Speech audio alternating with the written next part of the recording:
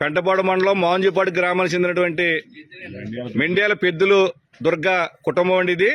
గతంలో వీళ్ళకి జగన్మోహన్ రెడ్డి గారి ప్రభుత్వ హయాంలో అమ్మఒడి పథకంలో కేవలం ఈ కుటుంబంలో 4 పిల్లలు స్కూల్కి వెళ్తుంటే ఒక్కళ్ళకే పథకం వచ్చేది.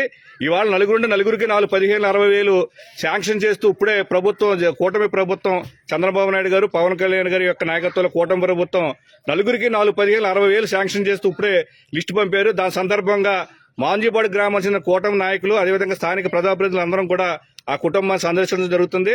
ముఖ్యంగా చెప్పమ్మా, గతంలో నువ్వు జగన్మోహన్ రెడ్డి గారి పిల్లల టైంలో కూడా పిల్లలు పంపించావు స్కూల్ కి?